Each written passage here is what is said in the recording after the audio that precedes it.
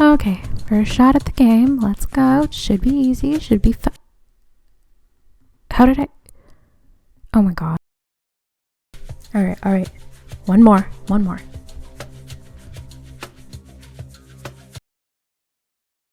What? Okay. One more. Dude, how does this keep happening? Many unbearable hours later.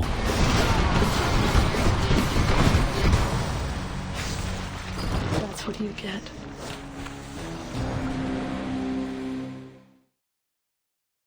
And before I knew it, I was obsessed. So yeah, that's cool. It was my first experience with this kind of genre, which was a roguelike. Sort of. Let me explain. The genre roguelike comes from the game Rogue, released back in 1980, which had a rather distinct gameplay style.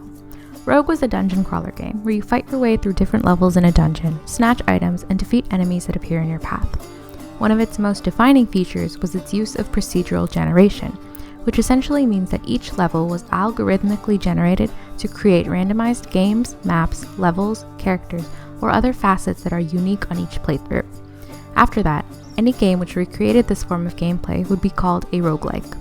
It's kind of hard to believe that this is the origin of the roguelike genre as we know it, because a lot of the games we're used to playing looks nothing like Rogue.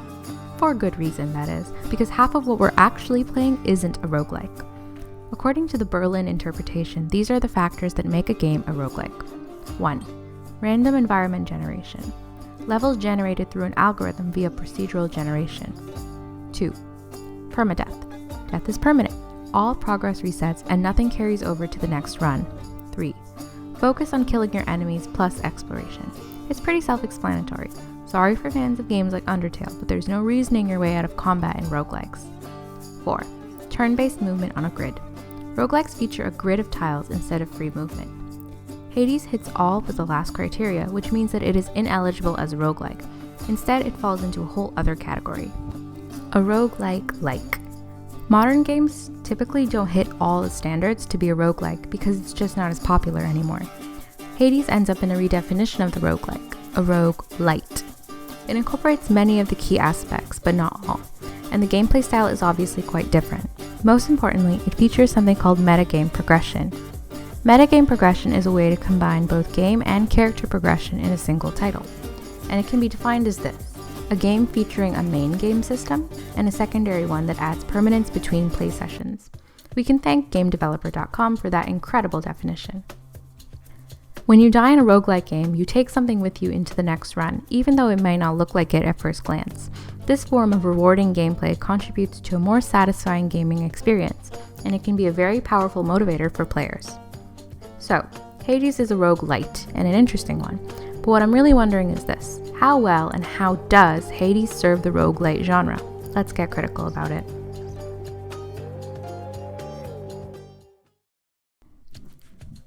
One of the key elements of Hades is its storyline, which continues to build after each permadeath.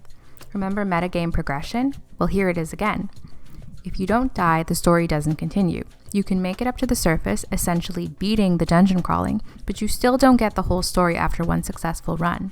You need to repeat this process quite a few times before everything starts to unravel.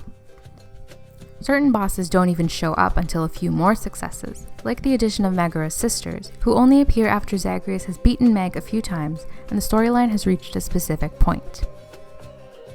As a unique feature, Hades allows you to build relationships with characters, both platonic and romantic, through visual novel-style mechanics like gift-giving and by interacting with these characters further as you continue to die repeatedly.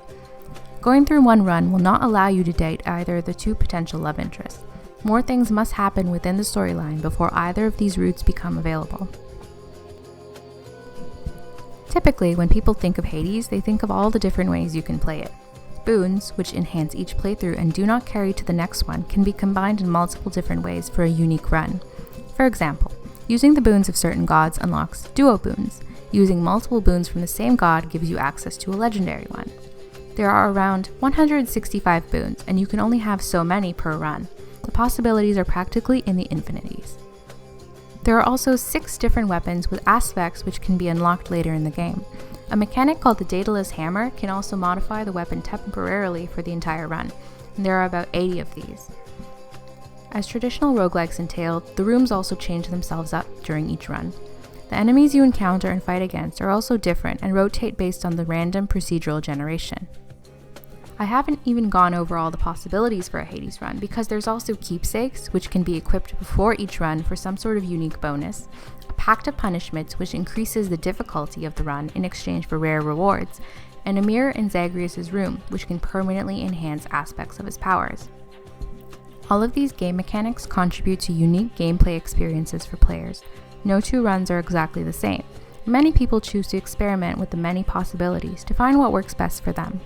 It's also led to Hades becoming very popular for speedruns, because depending on what comes up in your run, it might be a breeze or it might be a bit of a challenge. Regardless, the player is rewarded for each different playthrough with new dialogue, options, and achievements, all leading up to the 100% completion of the game. But there are places it falls short. Eventually, the types of enemies run out, and the rooms can only be procedurally generated in so many different ways. After going through the game multiple times, you'll be able to deflect enemy attacks in your sleep, memorize when they're about to hit you, and then it all feels quite repetitive.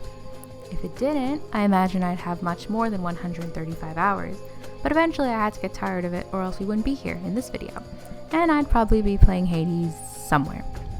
The story wears itself out, and you're left in the aftermath of the plotline where, spoiler alert, there is no escape.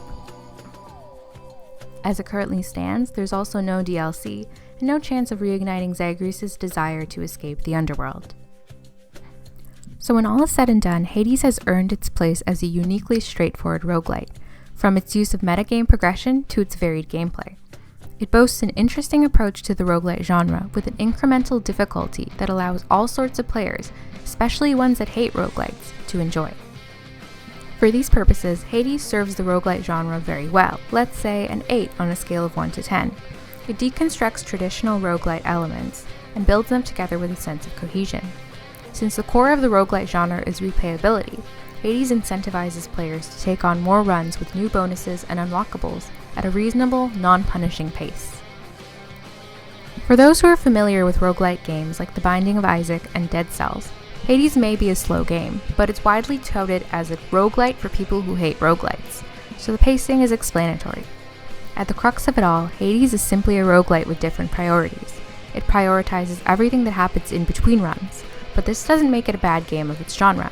It just means it's a bit of a unique case. Beyond the game mechanics, there is also one very important factor that I'm sure you'll remember if you've played this game a few hundred times before. You can pet the dog.